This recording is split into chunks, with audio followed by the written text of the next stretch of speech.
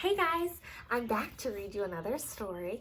It's called We Are the Gardeners, and it has to do with Earth Day, which is a holiday that we celebrate here in April, and that just kind of recognizes how grateful we are for the planet that we live on and for the God who made it for us.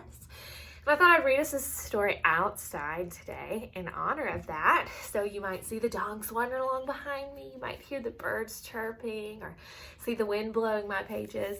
And that's okay. That's just something that can remind us of how beautiful of a planet that we live on. So the title of this book is We Are the Gardeners, and it's by Joanna Gaines and her kids. And it's illustrated by Joanna Gaines.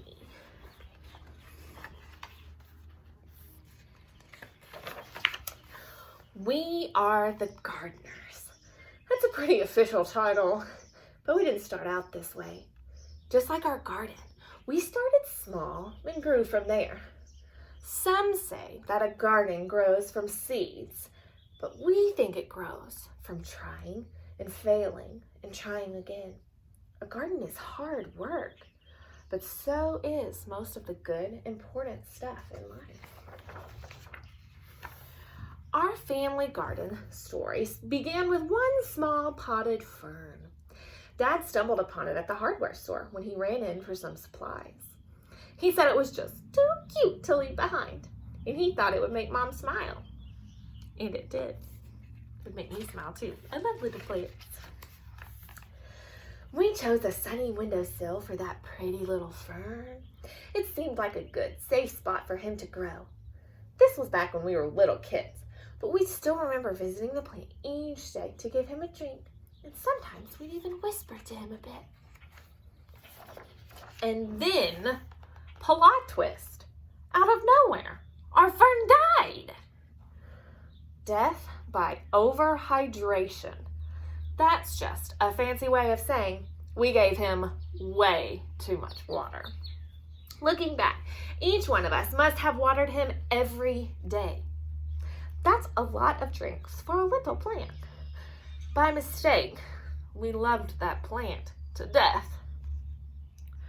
Some people tell themselves that they are no good at something after one small failure. But no chances were we going to give up that easily. So, we checked out some books from the library, and we found out that ferns can be tricky and prefer to live in a shady spot. Remember they had put it in the window where the sun shone on it? Apparently, a plant's leaves can communicate to us what they're needing.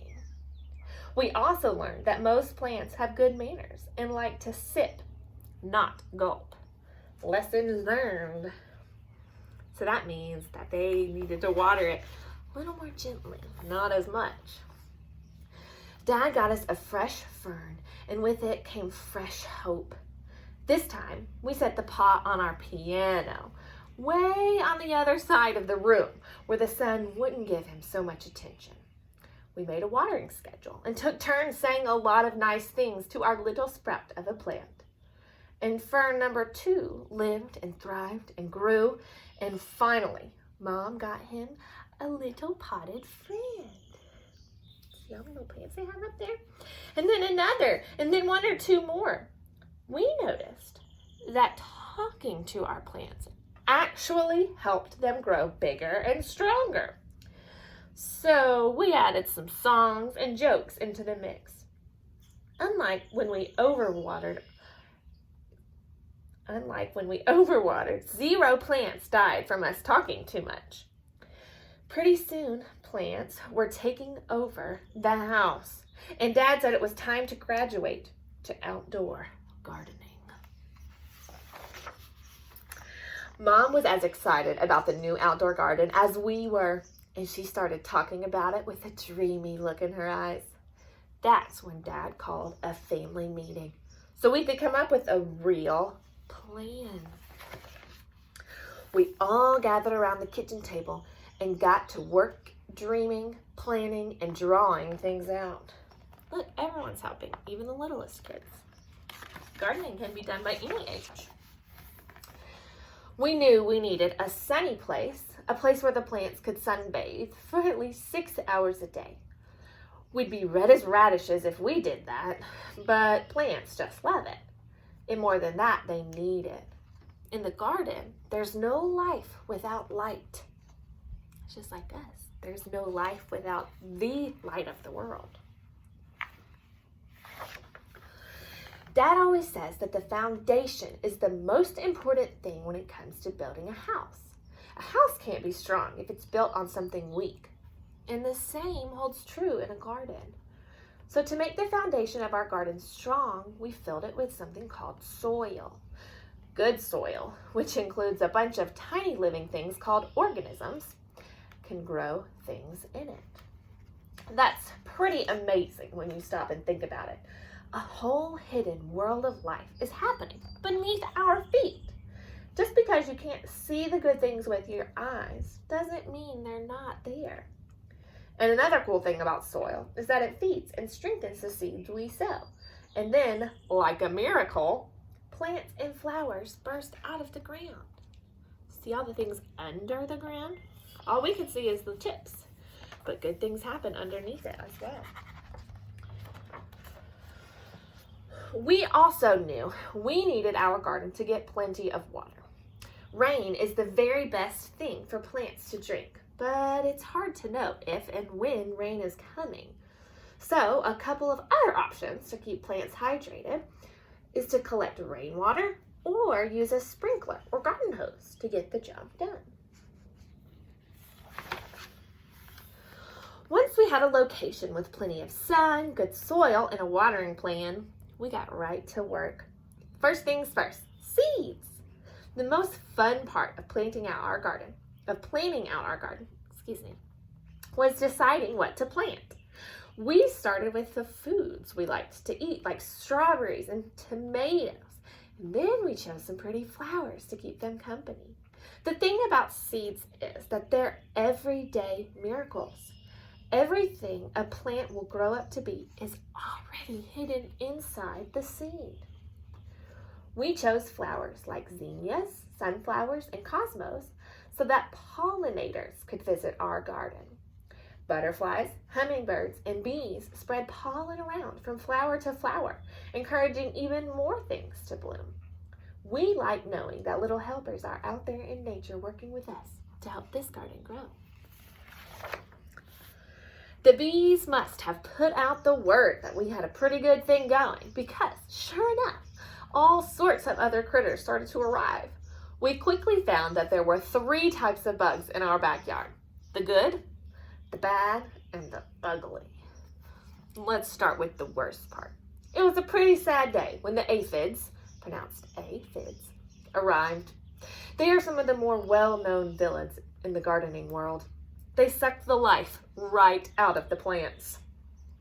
But then the ladybugs showed up to eat those pesky aphids for lunch. Ladybugs are for sure part of the hero camp, bravely protecting our plant friends from harm. And we've got to tell you about earthworms. They're like the secret agents of the garden. Earthworms eat all of the dead things, like old roots and leaves, and turn them into life for the soil. Every time we found one, we would all high-five and celebrate.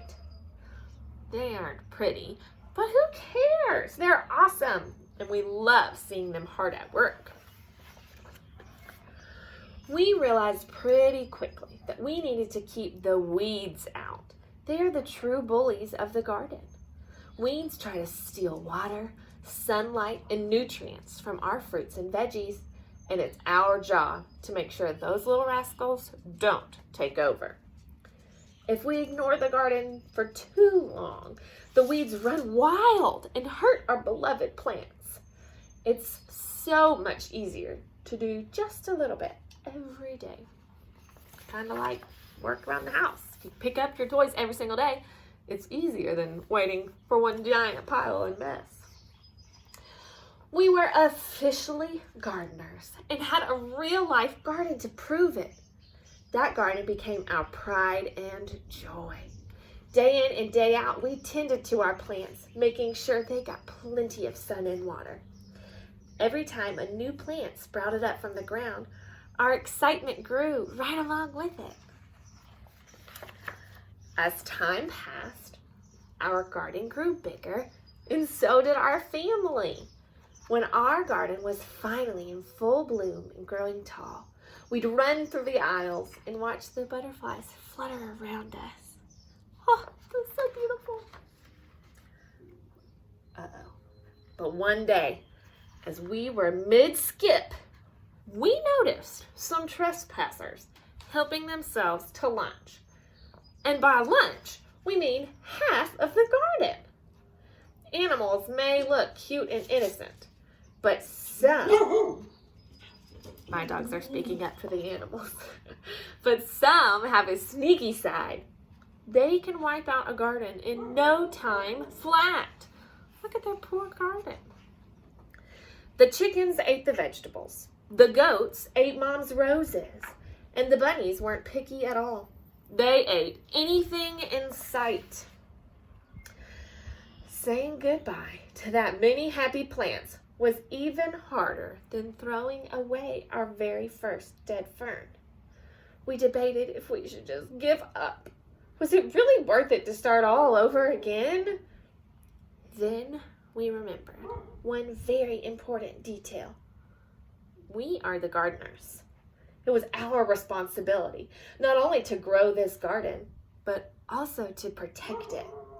So we put up a little fence to keep the animals out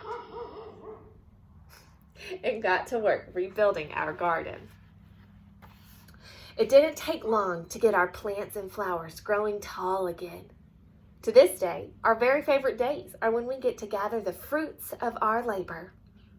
Mom loves to set the table with pretty flowers in every color you can imagine. We help her dream up recipes for the food we've grown. Sometimes, when we see all of that beauty laid out, we can't believe our hand helped bring it to life. And it makes all the hard work worth it. It's what keeps us coming back day after day, season after season. We still keep a little fern on the piano to remind us of our small beginnings. Every time we water it, we're reminded not to give up when things don't work out the first time. Because the thing is, whether one potted fern dies or half of the garden is wiped out by little critters, every failure or setback teaches us something. Dad says that every hard thing we choose to do makes us braver for the next time. There are so many lessons waiting to be learned and a whole world of gardening ready to bloom. We are the gardeners, and so are you. I hope you guys have a wonderful Earth Day and thank God for the beautiful things He's created. Nova came by to say hello too. Bye, y'all.